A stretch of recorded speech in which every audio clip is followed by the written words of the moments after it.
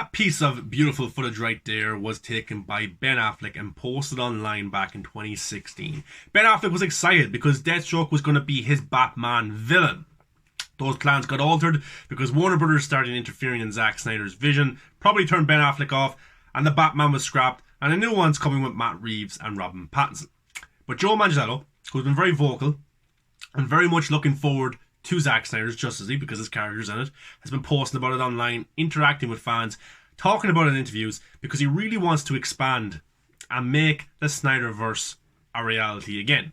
So this is an article from Joe Manganiello himself where he talks about Deathstroke and the Snyder Cut. So this is from the Hollywood Reporter and it's titled How Joe Manganiello's Deathstroke Ideas Seeped into Zack Snyder's Justice League. And I'll put the link into the description for this article if you want to read it. The actor reveals a small part of an origin movie he developed influenced his look in the new cut due out on HBO Max March 18th. 5 years ago, Joe Manganiello found himself on the London set of Justice League, dressed in armour. Actors such as Gal Gadot, Jason Momoa and Ezra Miller crowded around a monitor to catch a glimpse of test footage of Manganiello in action as Deathstroke. The villain he will be playing in the planned The Batman movie from director and star Ben Affleck. Not long after, Manganiello jetted off to Monaco to film a Justice League post-credits scene on a yacht with Lex Luthor, a moment that was supposed to set him up as the villain for Affleck's The Batman. 6 months later, I got notification that Batman wasn't going to happen, Manganiello told MTV's Josh Horowitz in a new episode of the Happy, Sad, Confused podcast.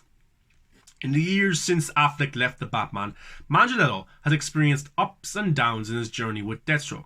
He wrote his own treatment for an origin story movie, and after a 2-hour Skype meeting, convinced the Raid filmmaker Garrett Evans to sign on, despite the director not being studio movie kind of guy. It looked promising for a while, but then that Deathstroke movie got scrapped after executive changes over at Warner Brothers in late 2017 and early 2018. When the dust settled, it was not seen as a priority to make a $40 million movie about a villain origin story in which you show the backstory, said Manganiello, currently on screen in Shoplifters of the World. The irony, of course, is that a 2019 Joker origin movie went on to earn more than $1 billion and earned star Joaquin Phoenix an Oscar. Manganiello had more flirtations with Deathstroke after that. Before James Gunn boarded to direct this August's The Suicide Squad, Manganiello was also in the mix for a sequel to David Ayer's 2016 Suicide Squad. There were 4 or 5 different versions of Suicide Squad 2 that I was put on hold for dates, waiting for one actor to free up, and we were going to go, said Manganiello. It never happened, though Manganiello did ultimately appear in Justice League, but a different version of the scene than that shot by Snyder, who exited the project in May 2017 after a family tragedy. Joss Whedon took over duties. Then they redid the end credits sequence to tease a Justice League 2 in Justice League for the bad guys that didn't happen, clearly. Recalled the actor of the scene, which suggested Luthor, Deathstroke and other villains would team up in the sequel. Finally, Manganiello will appear as intended in Zack Snyder's Justice League, dropping March 18th on HBO Max and featuring a new scene Snyder shot that indicates alongside Affleck and other stars. Manganiello even sports a new cut that was inspired by his original treatment for his Deathstroke movie. And Joe Manganiello has been campaigning for this big time. His Twitter profile is Deathstroke. He's been posting images of Deathstroke, the trailers. He really wants this to do well on March 18th because he thinks if it does well, we could get more Deathstroke, which I think would be amazing. In the end of the film, I always envisioned him shaving his head into some kind of warlike, borderline suicide mission. This is it. I'm going to die like a warrior, said the actor, making an electric razor sound. I explained that to Zack and he said, great, let's do it.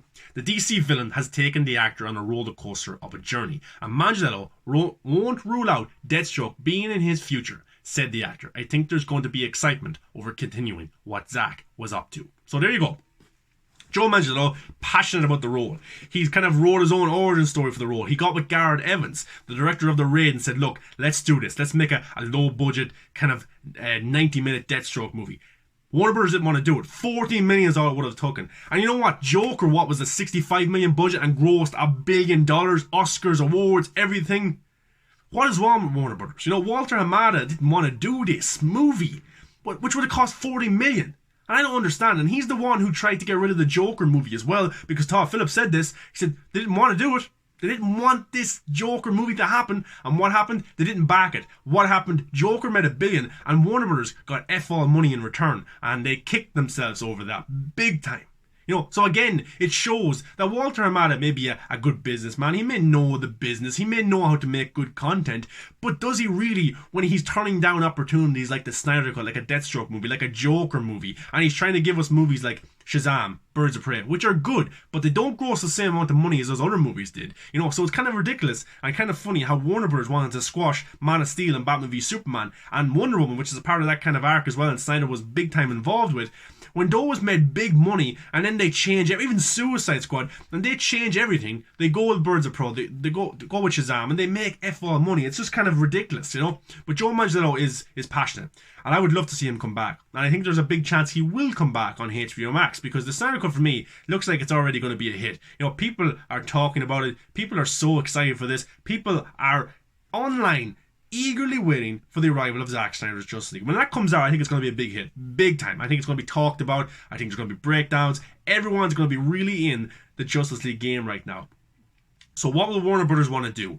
It's up to HBO Max kind of as well. Jason Kilar, he's a lot of power on his side. I know that the DC guys, the Warner Brothers guys kind of greenlit stuff on HBO Max as well. But I think the demand's going to be there big time. And AT&T, who want money, who want engagement for HBO Max, are going to be like to them, well, this Snyder Cut thing was a big hit. Why don't we do more of this? So I think definitely something will happen. I think there will be inner turmoil at Warner Brothers. I think Walter Hamada, maybe Toby Emmerich, might not be so convinced of Snyder, but I think there will be other suits, other Warner Brothers executives that might look at Snyder's world and say, maybe we should have stayed on this path. Because look at the Snyder Cut, look what it's doing right now. People love Jared Leto's Joker, people love Joe Manganiello, Ben Affleck, Henry Cavill. We should greenlit projects with those guys, because that looks like it's going to bring in big money for us, big time. But Joe Manganiello wants to do this big time, and he's been eyeing it up for years. He wrote his own origin story. He's been getting directors. He's been trying to make this happen with a small budget. It's not like he's looking for a $200 million film or anything like that, you know.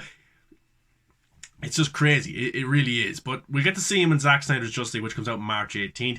He's going to have at least 2 scenes. I think one with Lex Luthor. Unless Zack completely cut that, I don't know. There's also the Nightmare timeline we get to see with Joe Manganiello. Is that going to be in the movie? Of course it is. How long will it be? Probably 5, 6, maybe a little bit longer than that as well. He might be in another scene that might be broken up. So I think we get a good look at Joe Manganiello as Deathstroke in the right way. 2017 version scene, yeah, it was cool. It was pretty okay.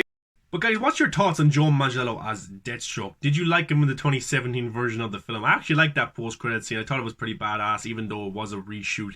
I think Joe Manganiello continuing as Deathstroke is a possibility in Justice League 2. But also, that 40 million solo film could be something that's very interesting. Or put into a miniseries for HBO Max, directed by Garrett Evans. I'd really love that. But where do you think the future lies for Joe Manganiello as Deathstroke? And remember, Justice League 2, if it is to happen, takes place in the Nightmare timeline.